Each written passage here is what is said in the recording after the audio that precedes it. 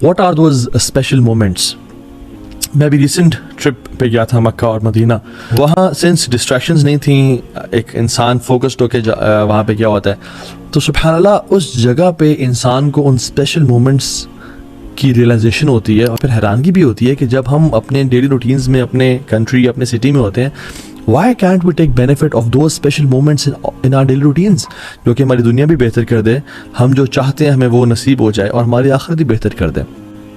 So opportunities that are present in every single day جس کا ہم بینیفٹ اٹھا سکتے ہیں, اور ان اپرچونیٹیز کا بینیفٹ ان لوگوں نے اٹھایا, those who were the best of humans and they used to follow it, the people of Medina.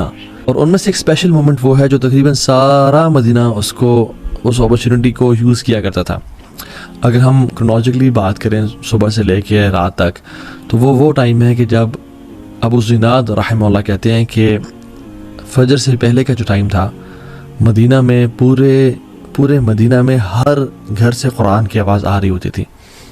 somebody and someone was reciting Quran in the house. اور کچھ بھی ہمیں چاہیے ہوتا تھا تو ہم رات کو لاسٹ حصے میں بھی جا کے کسی سے کوئی چیز لے لیا کرتے تھے. کیوں؟ because we knew کہ everybody is awake at this last part of the night. سبحان اللہ. اور صحابہ تو یہ بھی کہتے ہیں کہ ہم اپنے کمپینینز میں سے کسی کو نہیں جانتے جو اس حصے میں سے کچھ نہ کچھ اخذ نہ کرتا اور لیتا نہ ہو.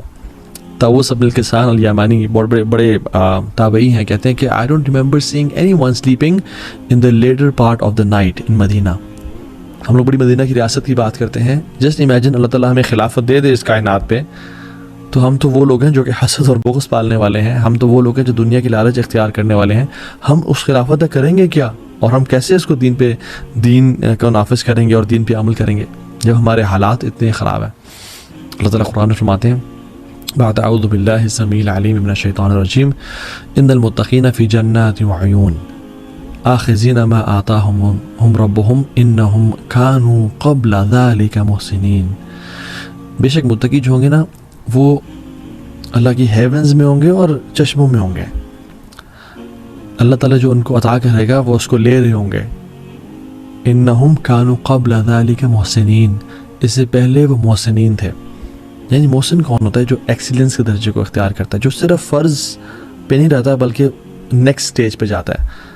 وہ فرائض کے علاوہ سنت, نوافل اور اسپیشلی قیام اللیل کو اختیار کیا کرتے تھے.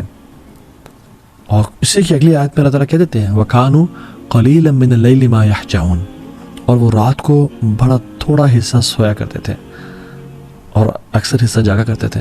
وَبِالْأَسْحَارِ هُمْ يَسْتَغْفِرُونَ, اور وہ سحری کے ٹائم پہ یعنی فجر سے پہلے کے ٹائم پہ توبہ استغفار کیا کرتے تھے. تو ان مومنٹس کو, ان اسپیشل مومنٹس کو ہم لوگ کتنا مس کرتے ہیں. ابو امامہ الباہلی نے سوال کیا رضی اللہ عنہ اللہ کے نبی صلی اللہ علیہ وسلم کہ رسول اللہ صلی اللہ علیہ وسلم کون سی دعا سب سے بہترین ہے, کون سی دعا وہ ہے جو قیل یا رسول اللہ ایو دعائی اسمع, یا رسول اللہ کون سی دعا ہے جو سنی جاتی ہے. یعنی اسمع, اللہ تعالیٰ تو ہر چیز سنتے ہیں, یہاں اسمع سے مراد ہے جو قبول کی جاتی ہے. تو آپ نے فرمایا قال جوف اللیل الآخر ودبر الصلوات المکتوبات, رات کے جو آخری حصے میں جو دعا کی جاتی ہے نا وہ سنی جاتی ہے, وہ قبول کی جاتی ہے, اور نماز کی جو آخر میں دعا کی جاتی ہے وہ بھی قبول کی جاتی ہے.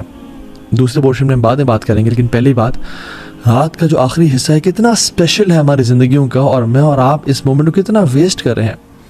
اللہ سبحانہ وتعالیٰ ہر رات کے تیسرے حصے میں اللہ سبحانہ وتعالیٰ جس طرح اس کے شان کے لائق ہے آسمان دنیا پہ تشریف لے کے آتے ہیں میرے اور آپ کے لیے, اور اعلان کرتے ہیں من یدعونی فاستجیب لہ, کون ہے جو مجھ سے دعا کرے میں اس کی دعا قبول کروں.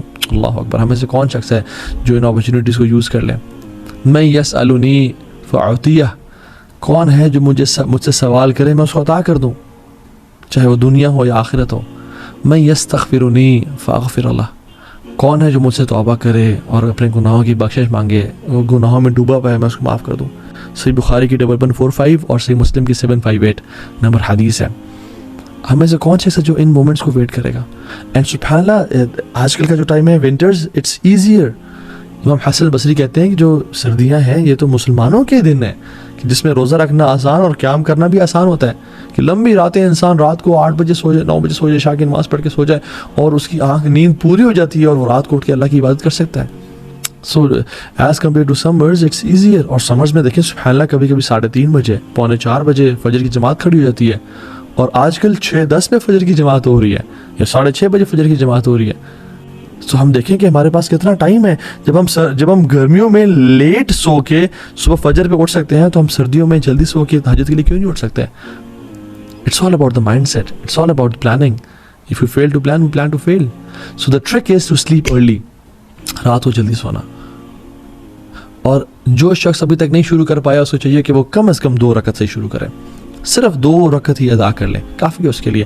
وہ بس 15 منٹ پہلے اٹھ جائیں, فجر کی اذان سے 15 منٹس پہلے. اور فجر کی اذان یعنی فجر کا نماز کا ٹائم داخل ہونے سے آپ اپلیکیشنز ڈاؤن لوڈ کر لیں, اور اس سے آپ 15 منٹ پہلے اٹھ جائیں, اٹھ کے وضو کریں, کم از کم 2 رکعت اور وتر ہی پڑھ لیں. And then when you start praying it you will feel it's less.